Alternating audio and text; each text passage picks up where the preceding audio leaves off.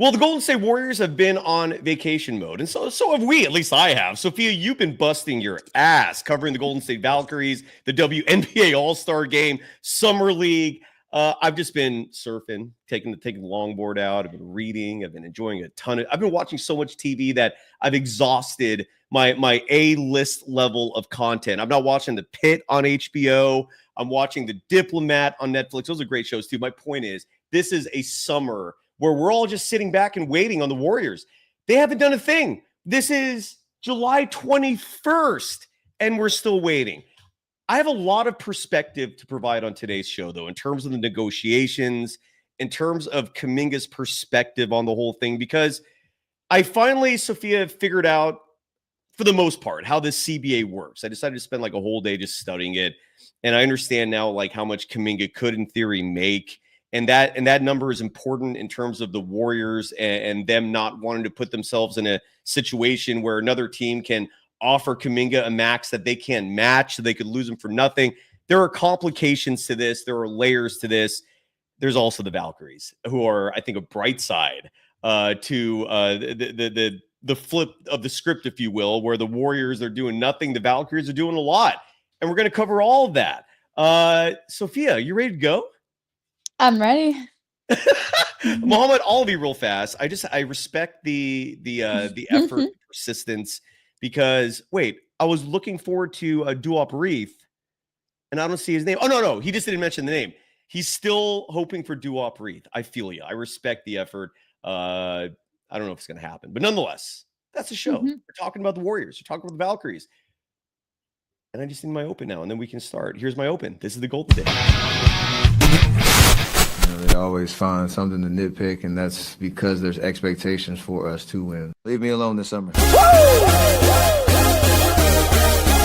go. Yep. In a minute, I'ma need a sentimental man or woman to pump me up.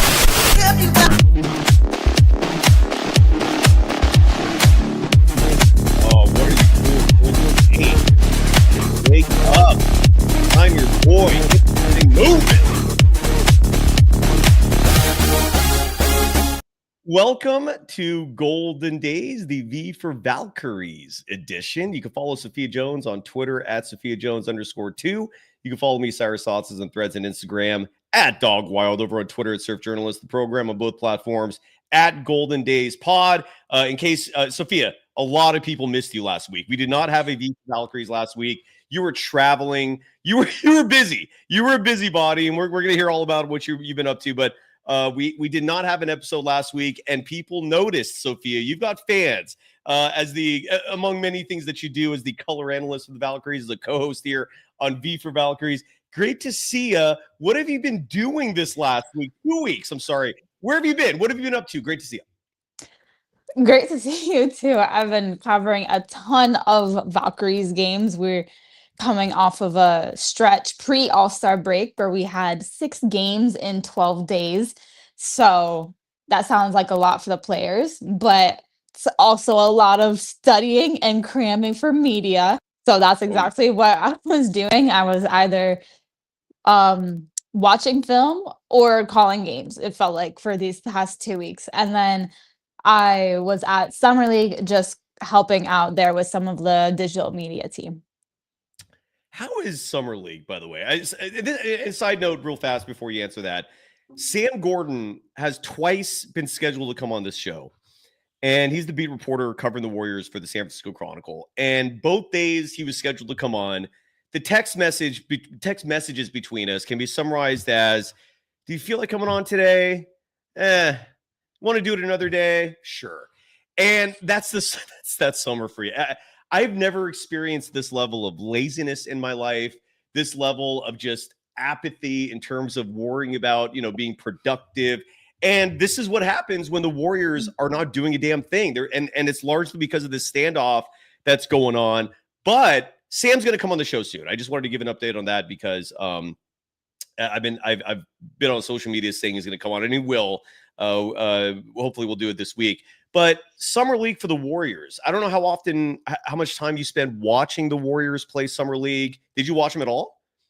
So I was helping out, like I said, with the digital media team. So I was in fact, doing a lot of interviews and held a lot of dialogue for the Summer League Film Festival, which is something that they've had new over these past 2 years.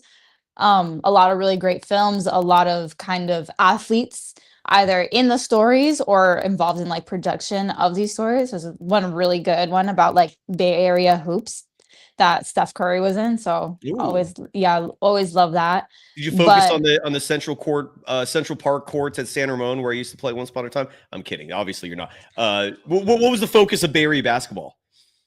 just it was a love letter of basketball to the Bay Area, and it kind of centered around the All-Star weekend as well. That's what kind of prompted it, and talked about a lot of the Bay Area legends in hoops. So there was Damian Lillard in it, Jason Kidd, also had E40 and Too Short. So it was pretty cool, but there were a ton of documentaries and films that I was kind of helping out more so on that end, which is why I wasn't able to watch the Warriors play at all. That's right. That's fine. Sam's going to come on and he's going to provide great detail. I'm personally very curious to know what his analysis is of rookies. Will Richard, I think he was the second round pick that they got out of Florida, because he looks like the one player out of Summer League for the Warriors that is a highlight. That is someone that could make the final roster. I mean, look, the other kid, what is his name? Will Tui, I think. He might make the team as well, just because the way the Warriors are set up salary cap wise, they're going to be so close to that second apron, and they're likely going to be hard capped, that they're just going to take whatever they can to fill the roster at the back end, if you will, meaning like the 12, 13, 14 roster spaces. But this Will Reddy kid, he looked good. I mean, from what I saw in action, he can shoot, he can defend, he looks like a complete player. He looks like someone that might have slipped to the second round, largely because of his age and teams preferring prospects, if you will, preferring players with higher ceilings, if you will, whereas a player like Reddy just seems like what you see right now is likely what you're going to get for most of his career. I'm sure there's going to be growth and development, but with that said, the Warriors could use some players out of college that are ready to play now, and he looks legit. I'm very curious to get Sam Gordon's analysis on him, and we'll do that in later this week, if you will. But the Warriors are still in this limbo with Jonathan Kuminga, and I finally got some clear pictures in terms of like why this standoff is going as long as it is. And I want to also provide Kuminga's perspective, because a lot of people don't understand why Kuminga's asking for money. And when I say ask for money, I mean like 20, 25 million, 30 million, whatever these amounts are. And there's a reason why his agent, who I do think warrants criticism, if you will, because being in this situation right now is not fun for anyone, but there is a respectable minimum amount that he's going to accept for his client, Jonathan Kuminga. And it's warranted, I think. And I'm going to explain why. Maybe, and a lot of it has to do with Kuminga's draft class, and not only how much they make, but how much they played, right? And the opportunities Kuminga has gotten, or lack thereof, is playing a huge part in these negotiations. I'm going to hopefully provide a clear picture on that in just a second. Again, we're going to learn a lot about the Valkyries in just a second, because they just went through their toughest stretch of the schedule in the entire season. And they came out of it a little battered, a little bruised, but I think they're in a great position. And we'll cover that as well, Sophia, as well. First and foremost, before we get into the Kuminga stuff, in terms of like where the Warriors are and why they're not signing any of the free agents, I have an answer on that.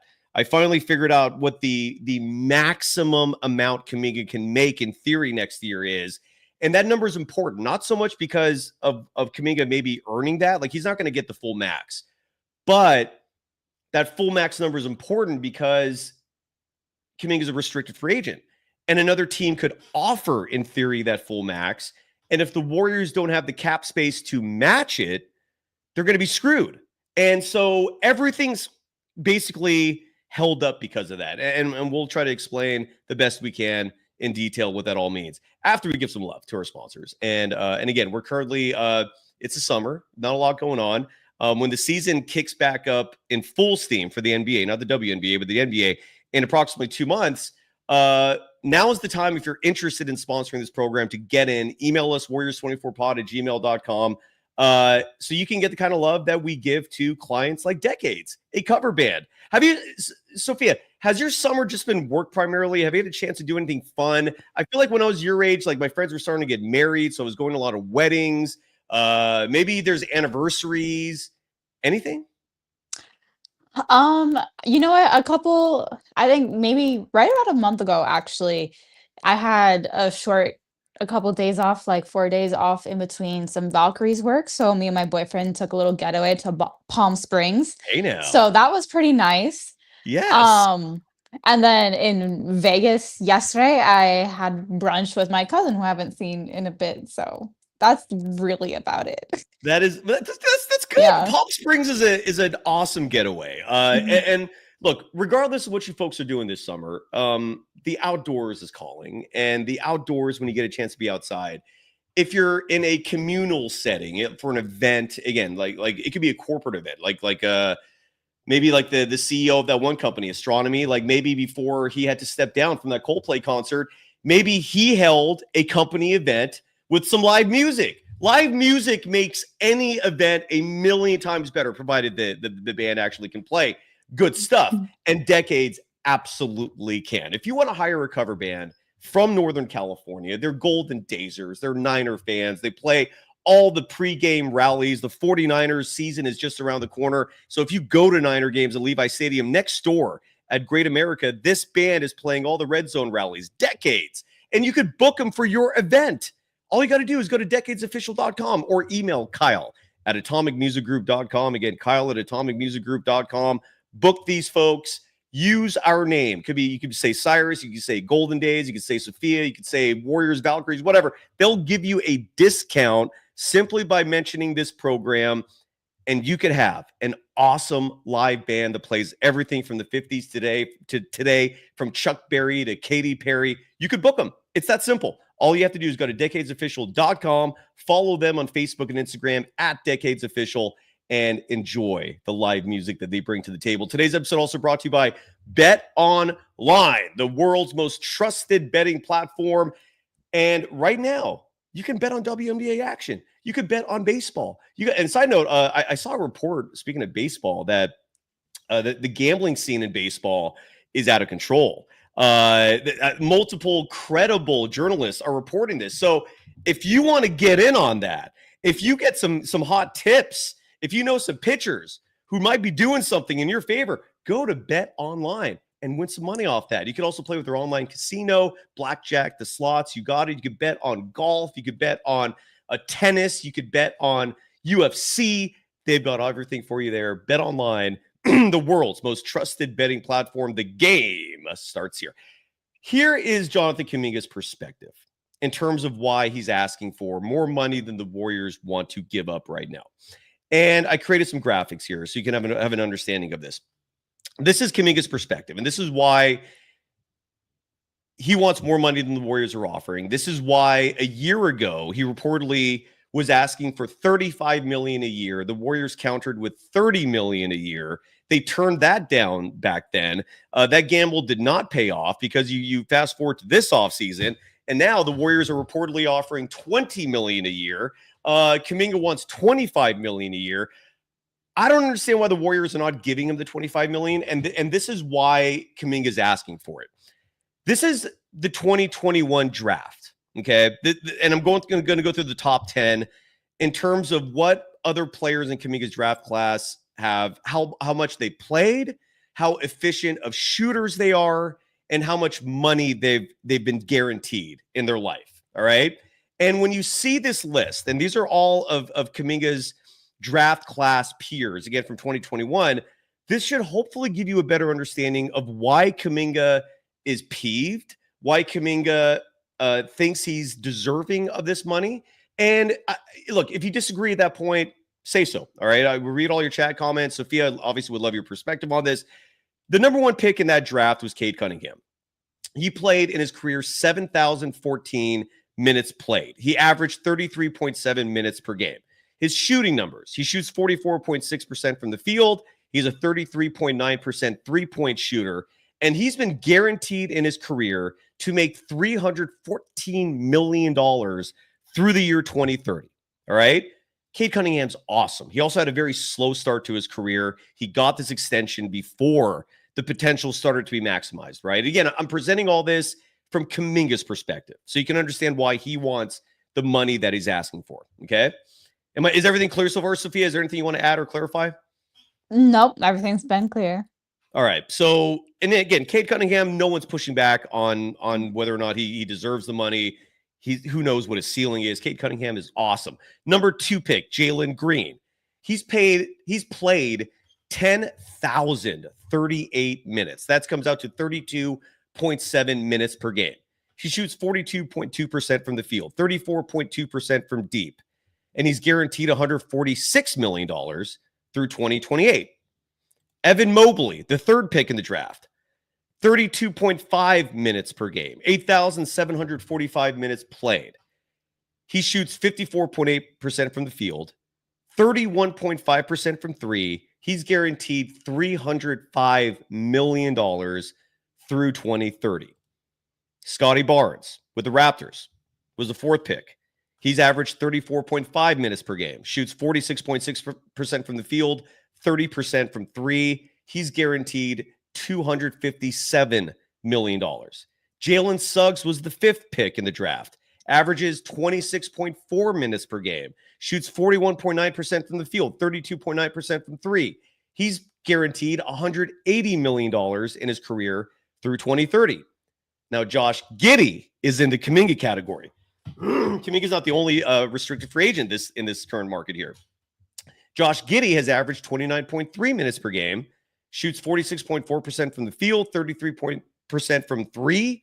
He's only been paid $27 million up until this point. He's a restricted free agent. He's looking for big bucks like Kuminga. Jonathan Kuminga was the 7th pick.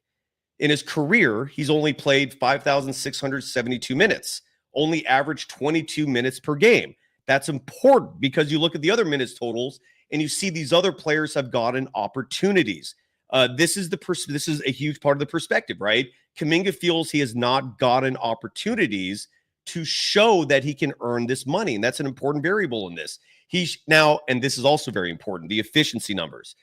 Kuminga in his career, 50.7% from the field, 33.2% from deep, and he in his career until this point has made $25 million. All right, that's the lowest amount we've seen so far.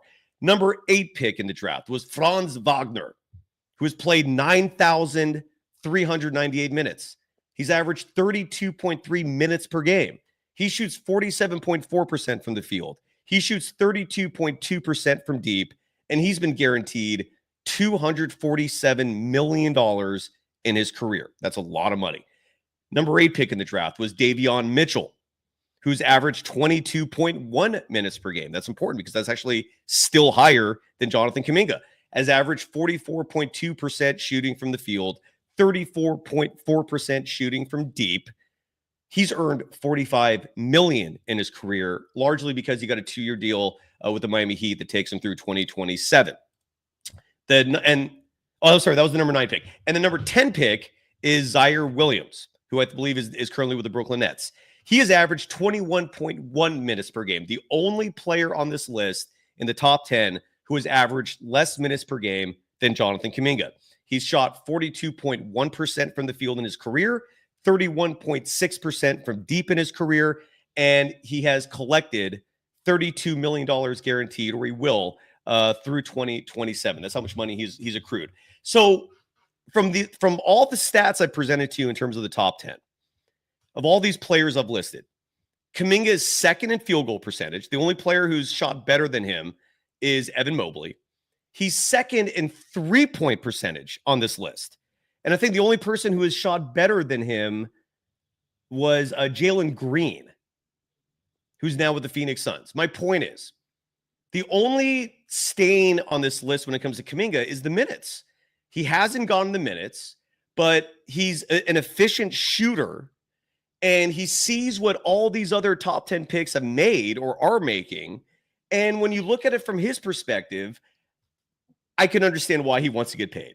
I could understand why he has felt robbed of opportunities.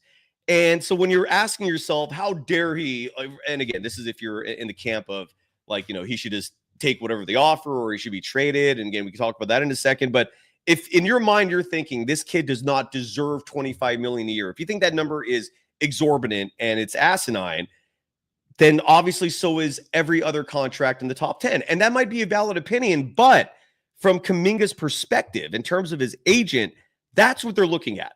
And when they come into these negotiations with the Warriors, that's what they're presenting, are these figures going, your head coach has robbed my player of opportunities to show that he can put up bigger numbers. But in these limited minutes, these 22 minutes per game, where again, in the top 10, the only player who's played less than him is Zaire Williams, both minutes per game and total minutes, he's still efficient as a shooter.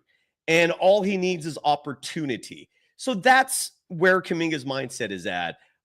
Any thoughts or questions from you, Sophia, in terms of what all the information I just presented? Yeah, just throughout the whole list, you notice those discrepancies where Jonathan Kuminga's field goal percentage and 3-point percentage, like you said, is number two, but his minutes are towards the bottom. So you talk about that opportunity, but then when you compare it with the other numbers, it could even be something where Kuminga's looking at these field goal percentages and wondering, well, I'm shooting better than that. And between him and his agent, they're 100%, I could imagine, using that and using these statistics as leverage against the Warriors.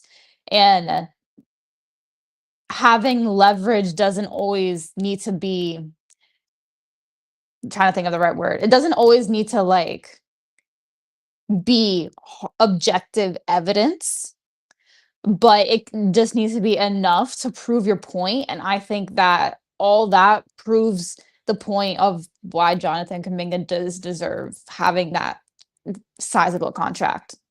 It's insane. Like, for example, in the chat here, Desario writes that contracts are given mostly by results, not potential.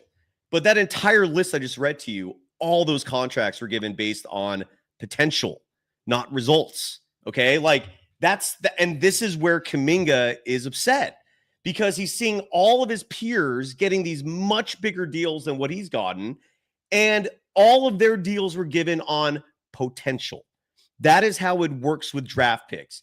You sometimes have to roll the dice. If you don't, this could happen. Standoffs, disgruntled players. Like who wants this? And then you have opinions like Xavier Hill, who says the offense is relative, where he will make a three and then not get back on D. And again, this is where all of Kuminga's criticism are opinions like these that I strongly disagree with.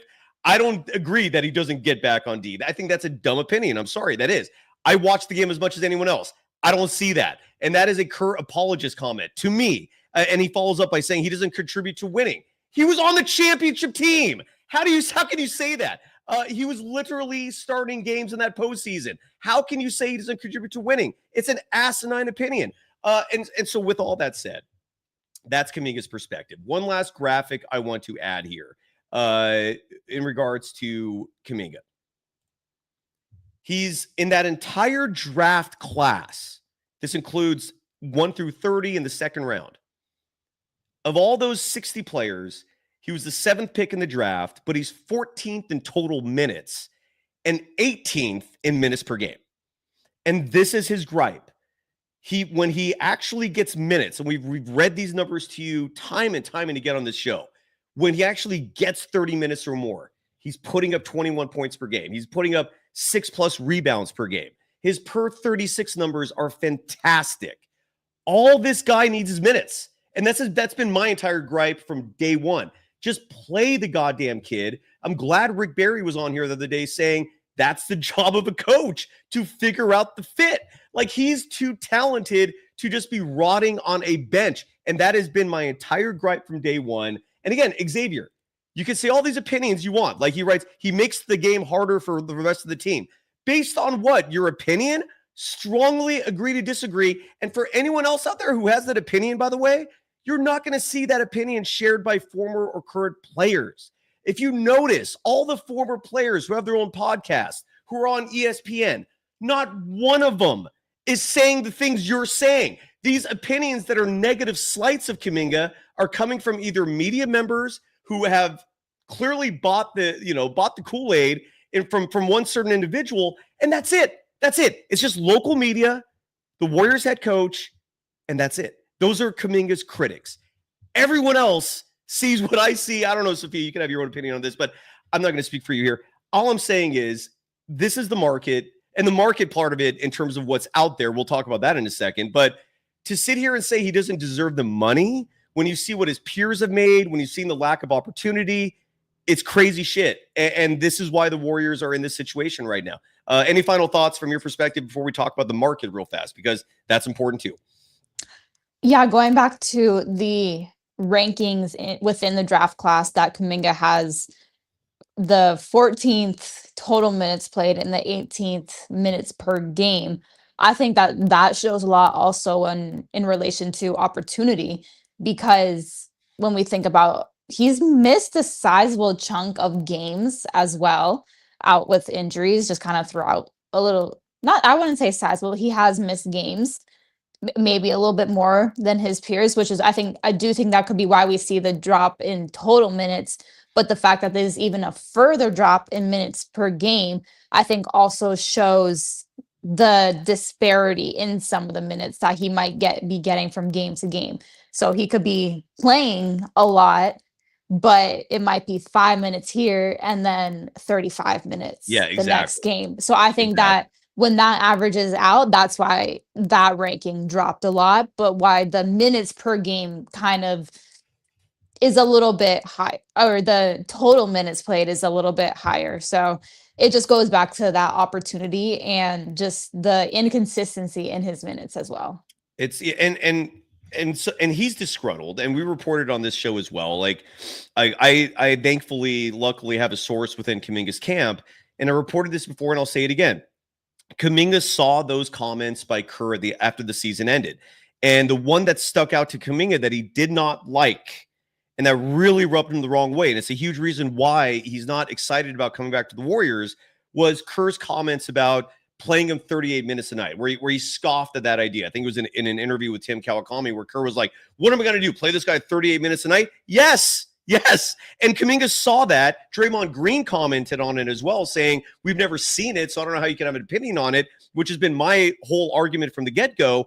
So Kuminga's not happy, and he wants an opportunity. He wants to get paid. The part about this from the Warriors front office that disappoints me is if it does come down to $25 million a year, meaning if $25 million a year is what will make Kuminga happy, give him the 5 year, what is it, 5 years, $125 million? Just give him that money. Like what are you doing? Like why are you like not resolving this so the team can move forward as a collective, so that they can have a shared vision, they can work together? Kuminga's not practicing with his teammates right now because he's not technically right now a member of the Warriors. Why are you not just giving him the $25 million a year? You could easily afford it. Again, that's if these reports are true. And this is Mark Stein, who is credible. I will trust what he says. And that's what Mark Stein, and I think Jake Fisher is part of his staff too. Now, they're reporting that the difference last year was $35 million to $30 million a year. This year, it's $25 million to $20 million a year. I know Joe Lacob's a shrewd negotiator. I know he's mostly a self-made man. I'm not sure he had some privilege along the way. But my point is, he's gotten to this point as a very wealthy, powerful person, largely because he doesn't just give money away. So I get that he's a shrewd negotiator. I get that, and I respect that to a large degree. But just give him, if it's $25 million a year, if that's what he's asking for, his peers are getting that. It's not going to destroy your salary cap situation. You'll still have plenty of space because the Warriors right now are at $170 million. And the second apron, which is what you worry about if you're going to offer, let's say, Al Horford, DeAnthony Melton, some other players, the taxpayer mid-level exception, which is approximately $5.6 million the Warriors can play with, but that hard caps you at the second apron, right? If you use that. So $207 million is the second apron. And theoretically, that's the number you can't go over. They're at 170 right now. So if you give Kuminga 25 a year, you're at 195. You still have 12 million to play with. Just give him the money. Just give him the 25 million. Let's move on from this. Let's end the drama, the standoffs. You were at Vegas, by the way. Did you hear anything about because supposedly Kuminga's agent was in Vegas meeting with the Warriors, and nothing has been resolved yet. But did you hear anything while you're there? Because I'm guessing there were a lot of backdoor dealings going on, a lot of important conversations being had there. Anything you heard or saw while you were in Vegas? I didn't hear or see anything from the Warriors standpoint. I've only been there since I got there this past Thursday, and that second weekend tends to be a little bit slower than the first. So I don't even think they were still there by that point, but I did not hear anything. Yeah. And again, this is what Mark Stein and Jake Fisher are reporting. That's about the only credible information I've gotten. I'm not going to rely on clutch points, no disrespect, but when you get information from a source and then within like a day you find out it's not true, trust is broken. So but Mark Stein I will 100% trust. Xavier Hill asked a very valid question. What would be your criticism of Kuminga's game? Well, his 3-point shot's not there yet, but neither were a lot of great players early in their career. That's a part of your game you can develop, but it's not there yet. Beyond that, I mean, look, I don't have much. I think his defense is exceptional.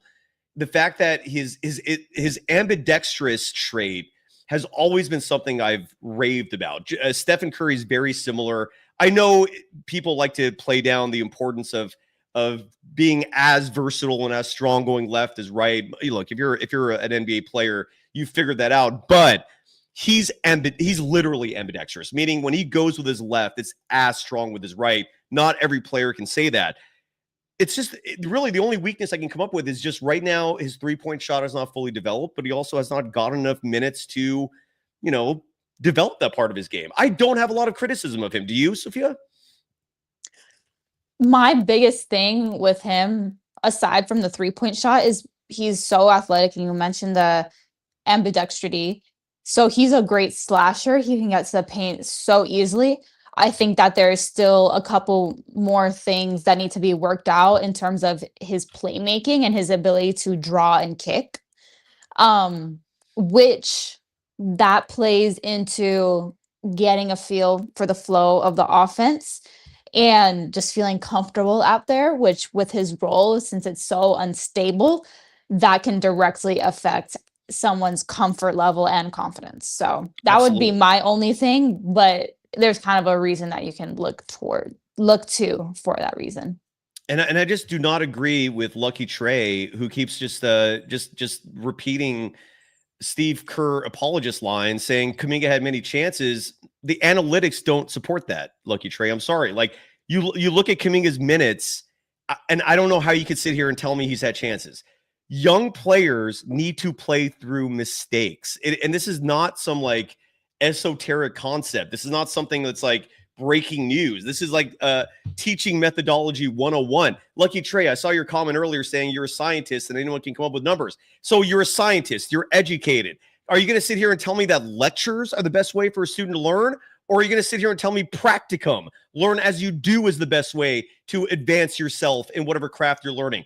You can't excel sitting there listening and learning. You have to actually play. And if you look at the minutes per game for Kuminga, I don't know how you can sit here with a straight face and write shit like that he's gotten the same opportunities. No, he has not. His minutes per game are drastically lower than any other player in his draft class. And it made some sense for me his rookie year because the Warriors were in a championship pursuit and they won a championship. You would also think that Kuminga starting some games in that postseason run would have given him more opportunities the next season, but instead Steve Kerr didn't trust him and he went with guys like Anthony Lamb and JaMychal Green, and he keeps coming up with excuses year after year instead of giving this guy the minutes that he needs to get to progress. And this is where we're at. Now, the marketplace, which is also very important because, and this is where I think Kuminga's representatives, and Sophia, jump in at any point if you disagree or want to push back, want to add anything, please. I mean, this is your show as much as mine. The marketplace, and this is where I think Kuminga's agent has screwed up a little bit, actually quite a bit, and he deserves some criticism. The marketplace is not ideal this year for a restricted free agent. Far from it. Far from it. Meaning nobody has cap space. And if you're a restricted free agent, you need other teams to make you offers to have leverage. No one can make offers right now. So that's the flip side of this. And this is where, again, why Joe Lacob, I bring up the fact that he's a shrewd negotiator. He knows this. He's very aware of this. And he's not going to just give money away. That's not how businessmen work. So he's looking at the marketplace going, Jonathan, and again, I'm just playing the part of Joe Lacob here for a second. And this is, I'm guessing how he's thinking. If he had a conversation with Jonathan Kuminga, Joe Lacob would be like this: Jonathan, we love you. I just had you next to me at the Valkyries game. You know how much I appreciate you. All I've said are great things about you. You're the future of this organization. We want you back, but let's be real. No one's offering you any money out there. The $20 million I'm offering you is 10 more than anybody else out there is going to give you. If someone else gives you more, we'll match it. And then that's the market will dictate your worth, and we'll match that. So if someone offers you $35 million, we're going to match that. They've set up their situation so that no one else is going to steal Jonathan Kuminga away from the Warriors for nothing, right? Joe Lacob, Mike Dunleavy Jr. and that front office have made sure of that. And that's the position they're in right now. With that said, they're letting the market dictate Kuminga's value, and there is no market. So if you're Kuminga's agent, to put him in this situation, if you did in fact turn down $30 million a year a season ago, that was a colossal F up, I think. Like, what are you doing putting your client in this position where he has no leverage? The only leverage Kuminga has right now is, if you want a distraction-free upcoming season, make me happy. That's his leverage. The leverage is make me happy, or you're going to have this poison pill running around your organization. And you don't want that for the Warriors, right? That's obviously a situation you want to avoid. But that's the Warriors thinking. And so now we have this standoff. The Warriors are in no rush to do anything. Kuminga is daring them to push this as long as possible. And it just sucks, dude. And this is why we're in this nothing burger status right now. What are your thoughts on this chaos, Sophia? It's not chaos. It's a lack of, I think. Okay. Because nothing's happening. All right. Yeah, just essentially that. Nothing's happening. They're just in a standoff. I mean, stuff probably is happening behind the scenes, but nothing that we're seeing. It's in that complete standoff. And I really hope that the Warriors are able to resolve this quickly, because they're starting to run out of free agents and potential trade options as well to add those pieces after Kuminga. So that's also kind of what I worry about. And that's a valid worry. I do agree with you there. So one other important note, and the last time we had a show, and this is about a week ago, apologies for the lack of activity on our part here a little bit, just rolling along with the summer vibes, if you will. But the last show we did, and I think Armando Lara, a UC Berkeley professor, was joining me for that. We didn't have a clear picture in terms of what Kuminga could get as the max, which is important. It's actually a very important piece of information, because what the Warriors don't want is to find themselves in a position where another team suddenly decides, oh, look, the Warriors have strapped themselves to a position where the most they can offer Kuminga is not the max, and we can outbid them and steal him away for absolutely nothing. And that number is $38 million. $38 million is calculated on, dude, it's crazy. This whole thing, it's way more complicated than it should be. But the max salary thing is calculated based on the salary cap of each team. So the salary cap right now is approximately $150 million, right? And like every team is over that. And that's why you have the aprons. That's why you have the mid-level exceptions, so that teams can still sign free agents, because none of them are below the cap. The Bulls have been masters of not approaching the luxury tax level, where they're starting to be pay penalties for that, but nobody's under the cap, right? But the max value for Kuminga is based on his playing experience, and so he's eligible for 25% of that cap value. And a player like Luka Doncic, for example, when his extension comes up, I think he's eligible for like 35%. There's so many little damn rules. Kuminga's eligible for 25%, which is $38 million approximately, give or take, a couple $100,000. Who cares, right? A couple $100,000, just way more than what any of us make in a year. That's where we're at. And the Warriors do not want to find themselves in a position where they give that taxpayer mid-level exception to, let's say, Al Horford or someone else, and suddenly that second apron hard cap kicks in at $207 million.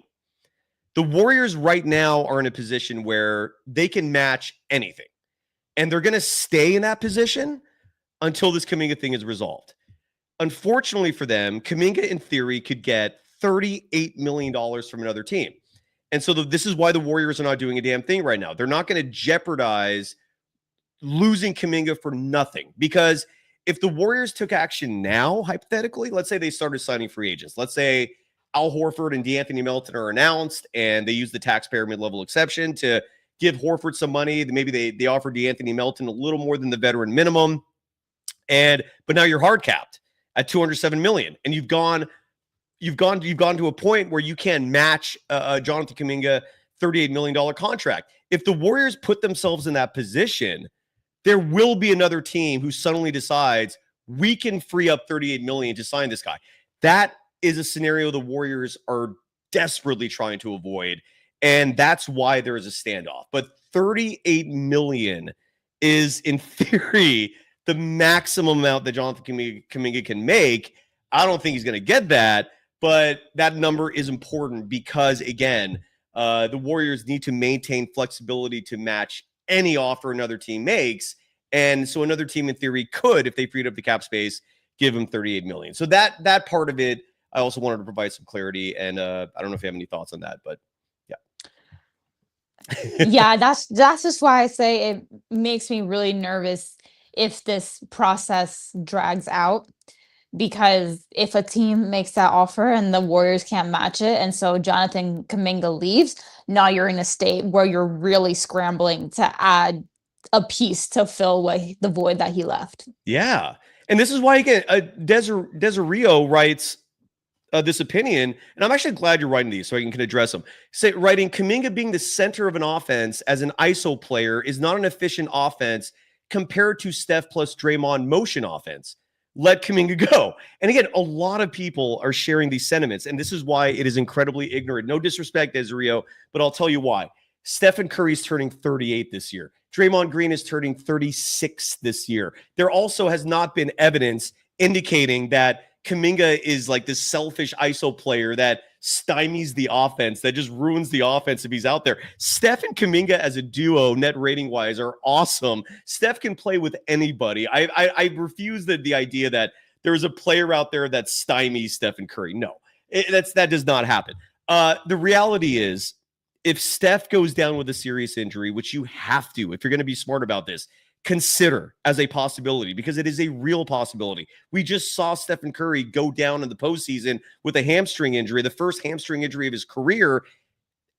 I don't think it's a coincidence that it happened because he's 37 years old and he's only getting older. So under your theory, let's say we follow this logic here and say, JK, just let's move on. We'll just trade you for Kobe White, right? That's a big name that people love to bring up. So now the Warriors have swapped JK for Kobe White, and now they're going all in on one last run with Steph. 1 week into the season, Steph's out for 3 months with a serious injury. What do you do then? Kobe White is not going to carry your team. Kobe White is not going to be the elixir to keep things interesting and entertaining while making your team relevant. And you also have a pretty good idea what the ceiling is there. If Jonathan Kuminga is on your team and that same scenario happens, you're still hopeful. You're still excited. You still want to see what's coming up because you have this dynamic player whose ceiling is undetermined, who has shown flashes of incredible brilliance. You're still interested. You have to consider the possibility of Steph being injured in all these equations, because him turning 38 makes that a very real possibility. You just can't ignore that. That's my thinking on it anyway. Sophia, your thoughts? Yeah, just kind of a little bit like what I said earlier, where sometimes with Kuminga, the ball can stick, but that's something that happens with a lot of people. And the moments where I see that happening the most is when it looks like he's thinking the game instead of playing the game. which kind of derives from that inconsistency and being out of rotation and not having a feel for the flow of the offense. But when he does have that feel and he's slashing and kicking the ball out and playing very fast, sprinting back on defense, creating turnovers, he 100% makes the Warriors better. It's really just about having that flow, which comes from the consistency. And the more time they spend together, the Yes. better that flow will be. The Yes. better the chemistry will be. You just got to give these guys time, and that's unfortunately has not been something that he's gotten much of. Now, and again, Craig Matos in the chat saying it's all his agent. Again, I'm not giving him a pass. I think his agent deserves a lot of criticism. Broody, what is that? Brugy Met Belog? I don't know what that means, but I hope I pronounced that correctly. Saying well said. Good job, Sophia. Someone in the chat, a paid chat here. This is from Ankur Mishra, $5. Thank you, sir or miss. I hope I got the gender right, sir. Saying, do you think adding Al Horford and DeAnthony Melton will move the needle for the Warriors this season? And this is, I'm glad he brought this up. Al Horford reportedly has been spending weeks of his life now contemplating retirement. He has not made a decision from everything, at least I've read, that indicates he's for sure a go with the Warriors. I don't know what's going on with DeAnthony Melton, but same sources who say that Horford will likely end up with the Warriors, even though this has been going on for weeks now, are also saying DeAnthony Melton will likely end up with the Warriors as well. I absolutely love this if it rings true. Love it. DeAnthony Melton was fantastic on the Warriors last year. He knows the system. He's not a crutch that you cringe when Kerr relies on it, meaning he's doing good things when he's out there. You have to worry about the durability, clearly. And Rick Celebrini's going to have his hands full trying to keep this man healthy for a whole season. But if you can, and then you have Al Horford, and if he can stay healthy, that's another concern for him, right? 39 years old. But if he can stay healthy, I love it. I love it. I think I would prefer Chris Boucher personally from the Toronto Raptors.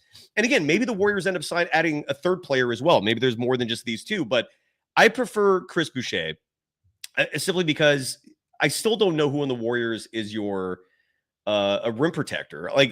Even with Al Horford, I don't know if that's solved. And again, and this, for whatever reason, that's just not a considerable priority for the Warriors.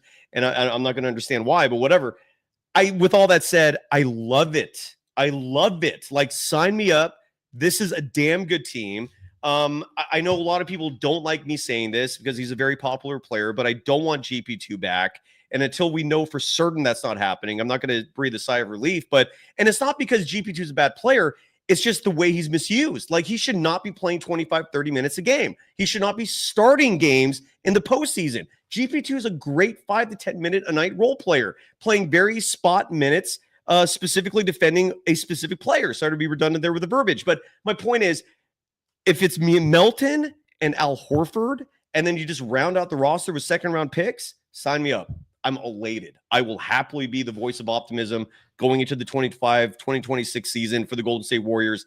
This is a rotation and a roster I can happily live with. And again, this is predicated on the premise that Jonathan Kuminga comes back as well. But if you do this, and Sophia, here's why an idea like this just makes me glow with happiness, is you're starting five hypothetically if you roll with these two players added to your team.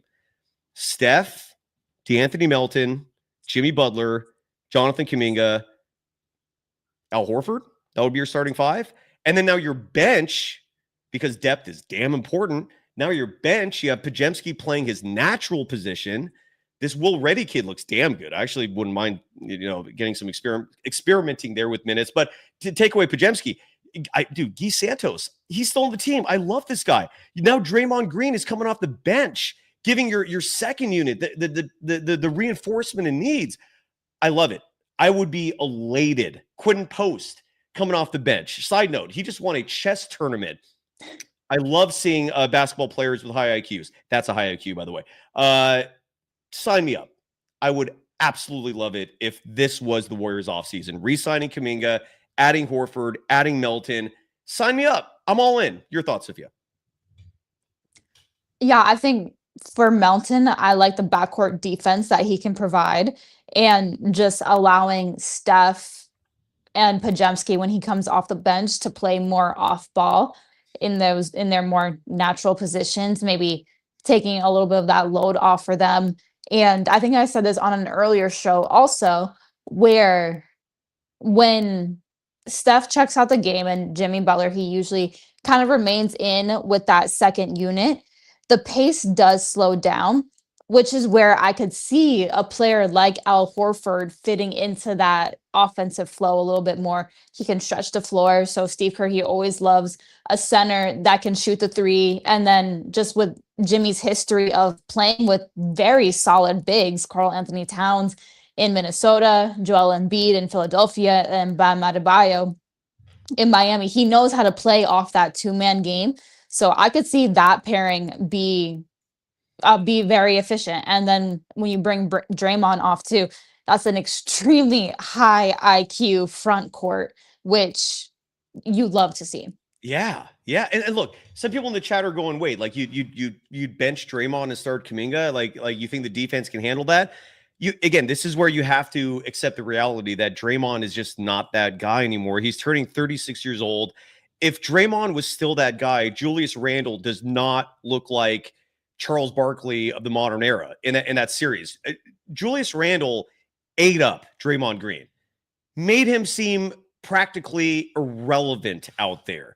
That's not to say Draymond Green is cooked, but what I am saying is, and this has been echoed repeatedly in a lot of interviews, and Steve Kerr said this himself, Mike Dunleavy Jr. has hammered this point, you can't have Draymond continuing to be your small ball five on a heavy basis, right? On a first through fourth quarter basis.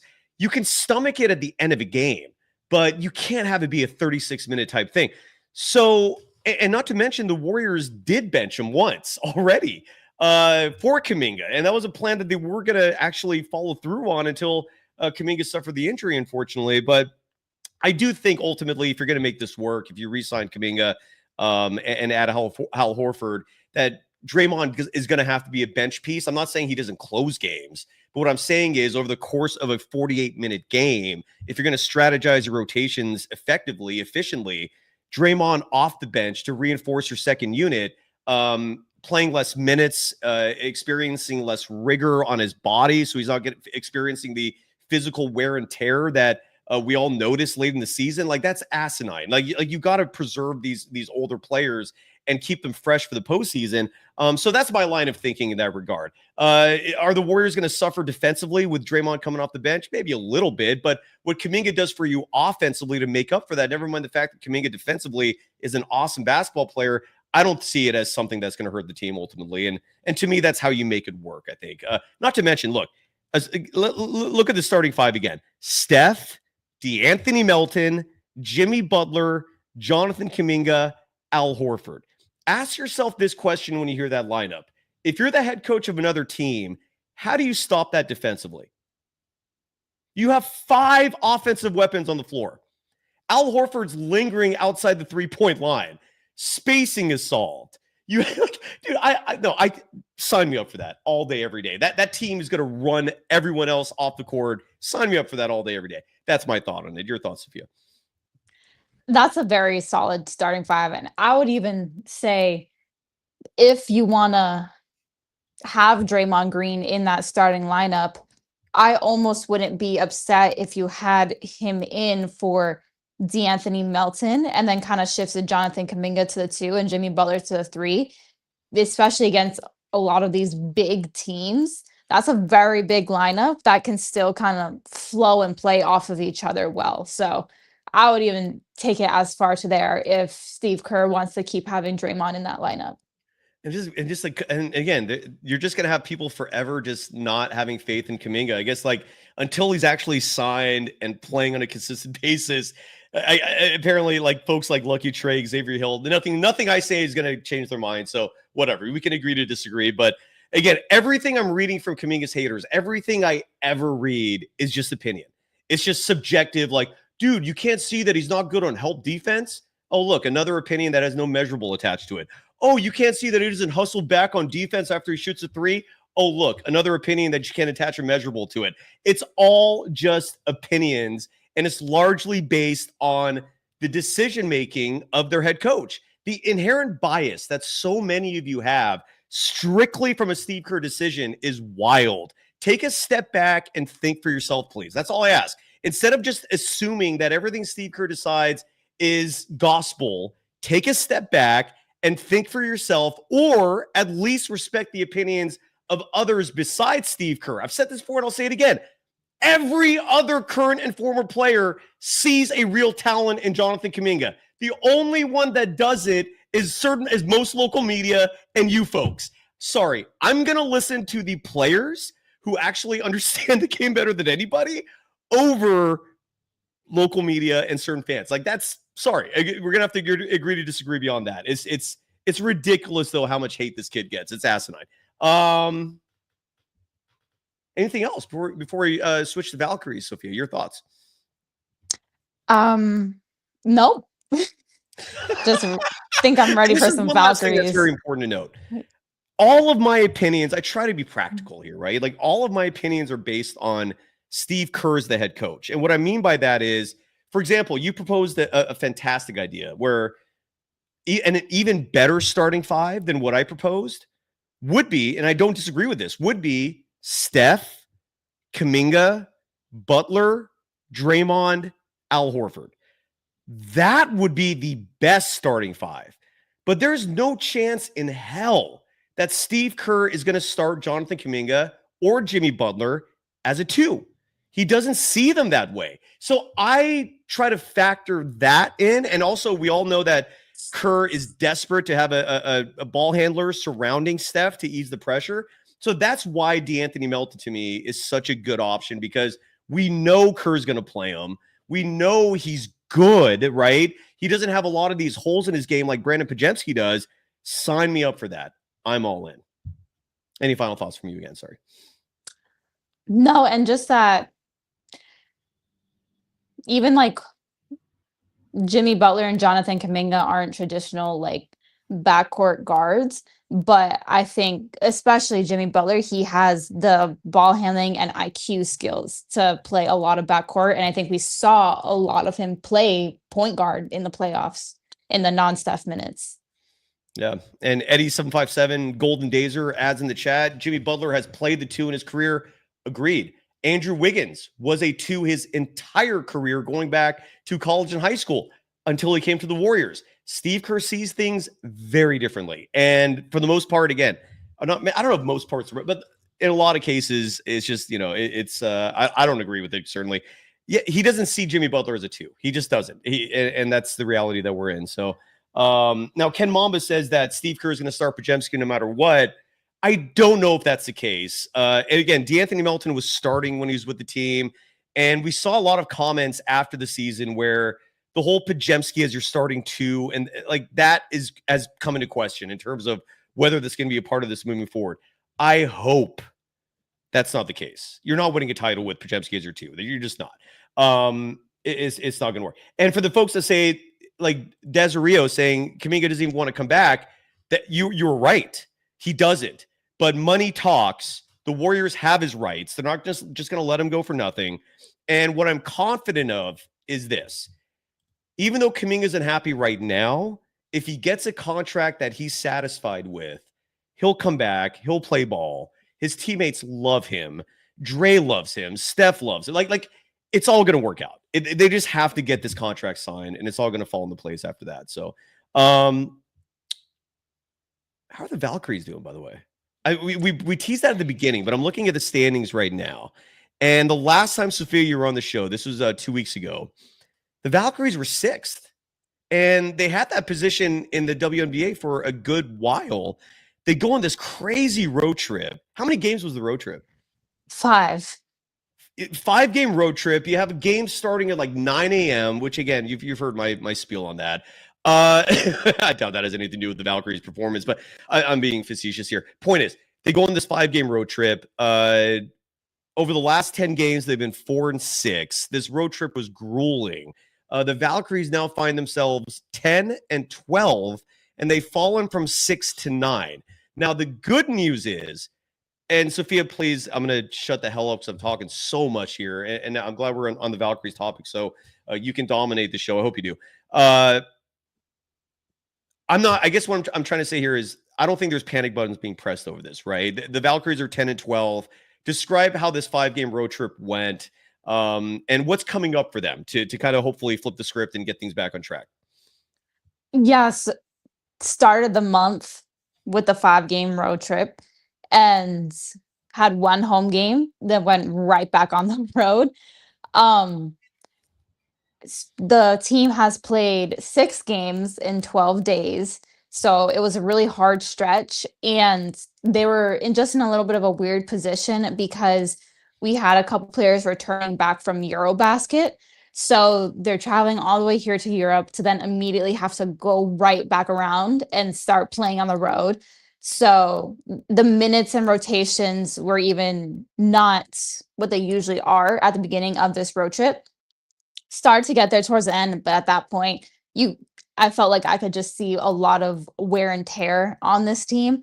But they competed in every single game as well. I mean, when we played the Las Vegas Aces in Las Vegas, the final score was 104-102, which is crazy for a WNBA game. But they've shown a lot of really good flashes. I think you mentioned that 9 a.m. game where that was when we beat the Indiana Fever in Indiana. Yes, you did. Yep. That's always a nice one to get under our belt. And so with that win, also it's important to mention that the Valkyries now own the tiebreaker with the Fever, and the Fever are kind of floating around in that bottom tier playoff positioning. So having that tiebreaker is very useful. Against Las Vegas Aces, the Valkyries are 1-1.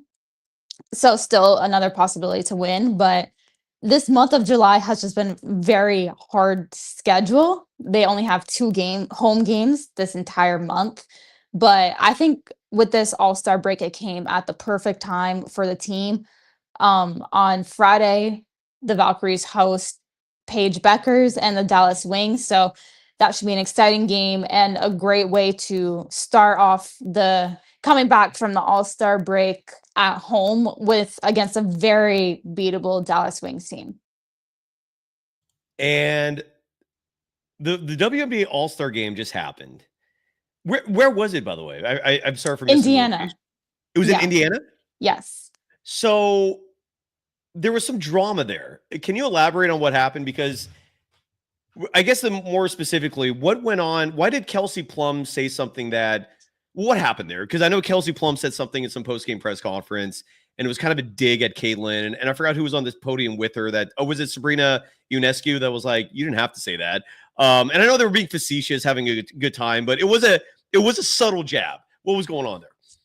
Yeah, so I think Kelsey Plum just basically said no members of Team Clark were at the meeting. The players wore shirts for the All-Star game warm-up. Let me get the exact quotes. It says, pay us what you owe us. It just said that on the shirts. And so Kelsey Plum said that no members of Team Clark were at the meeting to discuss them wearing the shirts. And I think she was just kind of, in my opinion, I felt like she was kind of joking a little bit. Yeah, there are a lot of things happening. WNBA almost everything because did they actually wear that slogan on their shirts during the they game? Did. So for warm-ups, for warm-ups, they had shirts that said that. And both teams said that, or was it just both teams wore it? Okay. Yes. So that's why they were it was a little bit just joking around in terms of Caitlin not being a part of the meeting where they decided to do that. Well, she didn't say Caitlin. She said no members of Team Clark. It was just Team Clark because Caitlin was the captain. Gotcha. Yeah, but so I think she was basically saying like this was like you guys did not you could have been a part of this. You chose not to. Is that basically what she's saying? I think she was just being a little sarcastic and poking. Okay. Yeah, a little sarcastic. I've listened to a lot of and watched a lot of Kelsey Plum, and she kind of has some of that dry, competitive humor, if that makes sense. But yeah, so the WNBA or the players, they were just making statements because they were going through CBA talks. They're trying to get a larger percentage of the revenue that the WNBA has been making. So that's just what they're really fighting for. But All-Star game itself, the Golden State Valkyries had their first All-Star there, and Kayla Thornton, she had a double-double. So she did outstanding, and it was really great to see her there. And if people aren't aware, also the phenomenon. So there was basically a 72-hour live stream with Courtney Williams and Natisha Heidemann, and they captured everything. So like 72 hours yes. straight. They did like the whole WNBA All-Star weekend, like going to practice, like going to after parties. They were just there streaming with the camera. So Did they sleep? I mean, they did sleep. I What did they, don't, what, yeah. you know, I'm not entirely sure what they did in some of the off hours just because I was at Summer League. I wasn't able to watch all of it, but it is some of the most hilarious content I ever seen. So Well, I'm curious personally because again, I'm not even touching the 24-hour episode, the filibuster episode, and that will happen. But I'm not even thinking about that until we know what this Warriors team is going to look like, and it's holding up so much because we don't know. We have no idea what this Warriors team is next season. It's insane. But with that said, like I'm not going to touch that filibuster episode, a 24-hour straight episode until we know what happens. Like and again, part of me is thinking like that's a long ass show. Like I am freaking out a little bit about just even thinking about doing that. And there's going to have to be some filler for food, for bathroom. And to hear someone do a 72-hour show I'm just flabbergasted. Like, how do you do that? They just had their phone. They were going right? everywhere. To put this into perspective, like they were at the after party and they were showing videos or they were streaming videos of themselves and WNBA commissioner Kathy Engelbert dancing to Nuck If You Buck. So imagine Adam Silver partying with James Harden. That is what this stream was showing. And if anyone wants to go like watch it and recap, their stream is named Stud Buds. So they have merch out now. But that is they are absolutely hilarious. So I so highly recommend going to watch it. It's really like it gives behind the scenes total access, like everything. I'm that's fascinating to me. And again, speaking of Adam Silver, we're still waiting on a decision regarding expansion. This is long overdue. And if you don't mind for a second here, we're going to wrap it up the show. I know we've gone an hour, which is exhausting. I get it. Almost done here, but I do want to bring up the fact that there has been no announcement made regarding expansion, and long overdue. Like it's to this day, I still find it criminal that Seattle does not have a basketball team. It's absurd. Like it was just so unethical what they did to steal a team from that city and give it to Oklahoma City. So we're still waiting on expansion. I personally believe you could do a 4-team expansion, and all that's going to do is help grow the game. But everything is being held up because you have so many teams who don't, even with the expansion fee, right? Because hypothetically, let's say the NBA awards Seattle and Vegas, the 2 expansion teams, right? Both those cities and whoever the owners are of those expansion teams, they have to pay what's called an expansion fee, which is exorbitant. I mean, most likely that amount's going to be like $6 billion per team. This is just a fee, just so that you can exist, right? And that money all goes to the teams. All like it gets. So let's say you have Seattle, you have Vegas, and they each pay a $6 billion expansion fee. That's $12 billion. That's then going to be split up 30 ways, right? Despite that, the teams are more freaked out about the 1/30th of the revenue stream that they currently get in terms of the media rights deal, right? Which is like $6 billion or a year, or whatever it is. I could be way off on that. Sorry. I was just spitballing that number. But point is, the 30 NBA teams, they split the money in terms of the media rights deal, right? You add two teams, 2 more expansion teams. Now you're splitting it 32 ways. That freaks out NBA owners more than the idea of getting 12 billion divided by 30 dispersed, because to them, it's more damaging to harm a consistent revenue stream, regardless of a one-time fee trying to cushion the blow. They don't like it. And it's not just small market teams. The small market teams have largely been the target of my ire. Who's the guy that owns the Knicks? Is it James Dolan? Is that his name? Like, he's supposedly leading a campaign to shut expansion down. It's wild, man. These guys are just crazy. They're just a whole bunch of filthy rich people who just don't want to give, like, to see an annual, check that comes in shrink a tiny bit, even though they're going to get this other massive check. It's just, again, only they know how life feels when you're that filthy rich. But my point is, they haven't made a decision yet. And what they're working on, the piece of information I got, which was very encouraging, and this has been the obstacle primarily for expansion, besides owners not wanting to expand the 1/30th that they get to 1/32nd, is regional sports networks and how much they're struggling. What I mean by that is, let's say you take Indiana, the Indiana Pacers, and maybe it's a bad example, but I'll just use them as a case study here. All the teams, besides that big check that they get from the media rights deal, they're also making money from their regional sports networks, meaning here in the Bay Area with the Warriors and the Kings, they're both under the same umbrella. They're part of NBC Sports, right? And NBC Sports is owned by Comcast. And so they're making their own money. And the same goes for radio, right? Like the job you do, Sophia, color analyst on radio broadcasts for the Golden State Valkyries. The Valkyries are also making some money from advertising from those radio broadcasts and so forth. And that's an additional revenue stream for each of these teams. But that revenue stream is not equitable, meaning the Lakers are getting a hell of a lot more money from regional sports network money than, say, the Indiana Pacers are, right? And and local media in general is just dying, right? The whole media paradigm, thanks largely to media proliferation, has just collapsed.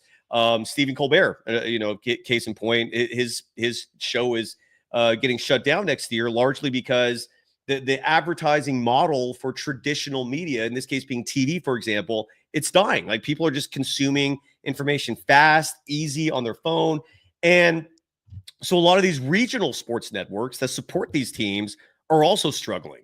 And this is where the equity thing is a sticking point for a lot of these organizations, right? They're going, well, let's say we bring these expansion teams in. Me, as the Indiana Pacers owner, we're not making good money locally, whereas Seattle and Vegas, they're probably going to do great because they have bigger markets and they're growing cities. Maybe Indianapolis is too, I don't know. But my point is, so the regional sports networks, and this piece of information is I think very vital in terms of the future of the NBA. What the NBA is going to do ultimately is they're just going to make all these regional sports networks one production. Think of NBA League Pass, except that's going to be how it is for everything. And NBC Sports Bay Area is going to be one of the last holdouts, because if this report is true that I read, like that contract with the Warriors and the Kings with NBC Sports Bay Area, that expires in 2034. But from what I read, 20 of the 30 NBA teams have their regional sports network contracts expiring in 2028, 3 years from now. And so what the plan is, if this report is correct, I think this was like Sports Business Journal who wrote this story, is they're going to, when 2028 gets here, you're going to take away all these regional sports networks, and you're going to have a model that's based more on the NFL, except take away the local channels, right? Because the NFL controls all games, right? And you're going to see the NBA do something similar. And then that way, everyone's getting an equal piece no matter what. And the only disparity at this point will come down to fan interest, right?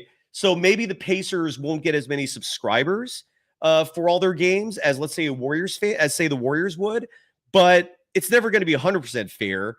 And at least you're still getting a cut of that regional sports network money, or maybe it does still get split equally. I don't know. Point is, they're coming up with a solution for that disparity, which is local advertising revenue. And 2028 is the magic year where I think they're going to start putting everything under one umbrella and start to kind of disperse of these regional sports networks. And that is what's going to pave the way for expansion to become a more open-minded concept, if you will. I'm sorry if I lost everyone with this long-ass rambling speech, but that's the point is, I think expansion is coming, but these owners are just so eccentric, and you could throw greedy in there if you want. And just it's crazy. There should be expansion by now, but we have not gotten a decision yet. The NBA Board of Governors did meet. We don't know if they voted. We don't know if expansion's coming. I hope it does, and I hope that update was informative and didn't lose you. Your thoughts, Sophia? What you said definitely made sense in terms of what would make it more enticing for expansion to occur.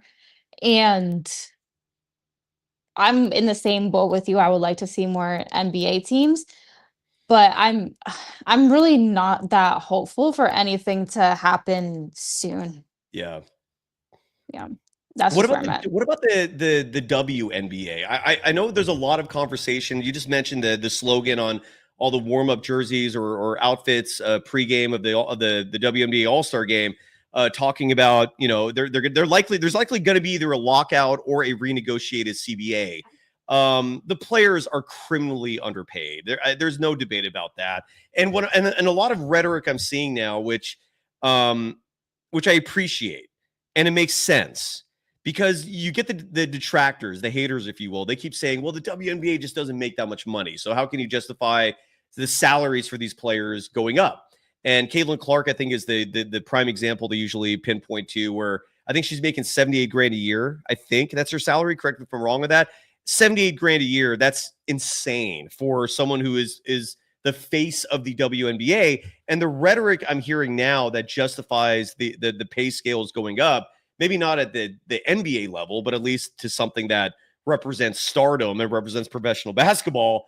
What I'm hearing now is that for justification of the salaries increasing is the valuations of the teams and the league itself. Meaning, let's say the Golden State Valkyries, right? What are they worth now? Like $500 million or maybe close to it. So that's their value. So even though the WNBA is not pulling in all this like huge advertising money, the league itself is worth a fortune now, and it's highly inequitable to not start paying the players accordingly. And look, I know you could come back and say, well, that's future projections, whatever, but still, that's the real value of this league. It's valuable, and the players made it valuable. So I'm starting to see lines of rhetoric, lines of argument now in favor of the players. That's going to probably resonate, is what I'm trying to say. And you're probably going to see a new CBA next year that gives the players a more healthy salary amount. Did I make sense in all that? Anything you want to add? Yeah, just the main argument for the WNBA players and renegotiating the CBA is that the argument, kind of like what you said, is that some people are like, well, the WNBA isn't really making a ton of profit, and profit and revenue is different. And so WNBA players are just trying to get a larger percentage of that revenue. Whereas NBA players, like, they get a little piece of everything. So from the TV deals, from jersey sales, ticket sales, from all that stuff, they're getting some of it. WN players are not getting a lot of stuff. I'm pretty sure they don't even make anything off of jersey sales. So Really? Exactly. So they're just trying to negotiate that percentage pretty much. And along with a couple other things, just in terms of like family planning, prioritization in making the WNBA appear more appealing, because these players are forced to go either overseas or maybe to Unrivaled and play in these other leagues just because the WNBA doesn't pay them enough, but the WNBA wants them to act like they're making enough money. So there are a lot of things, but it's a lot centered around that percentage of revenue. Cool. There and we'll find out what happens there. And again, when do the Valkyries play next? Friday. Okay. And what time and who are they playing against, and how can they catch the action? I'll tell you what time. I've done it off the top of my head. 7 p.m. on Friday at home in Chase Center against Paige Beckers and Arike Ogunbowale of the Dallas Wings. And people can listen to my call, and I think it'll be Deuce Mason with me for this next game on 95.7 The Game, or the Odyssey or Golden State app. Awesome. And Kevin Dana flips back and forth with TV and radio. And Dan is long overdue to come on this show. That's my bad. Again, this summer it's flying. It's leisurely for some of us. I know, Sophia, you're slammed. But if you're covering the Warriors, there's just not a whole lot going on.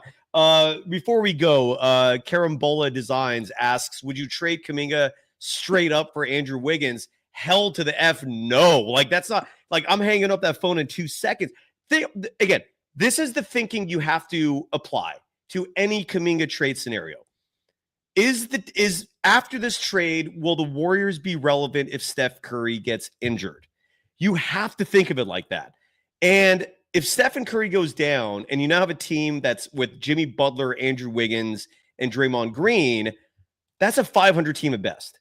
Okay. Like that's, and not to mention well, never mind. I'll leave it at that. Would you do that, Sophia? I mean, what's Nope. your take on that?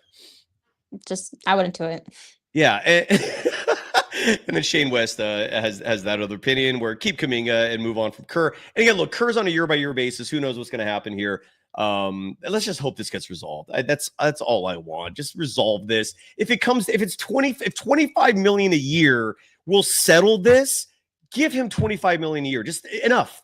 This is going on incredibly long. It's July 21st. I don't know when NBA training camps start up, but you do not want to let it get that far. This is wild. We shall see what happens. Do you think there's going to be a resolution before we do our before we meet again next week, same time, Mondays, 3 p.m. For V for Valkyries? When we meet again next week, Sophia, will there be a resolution or is it going to be more the same? I don't think so, honestly. Have you ever seen anything like this? Is there a comp to this? Because I can't think of one. I can't think of any either.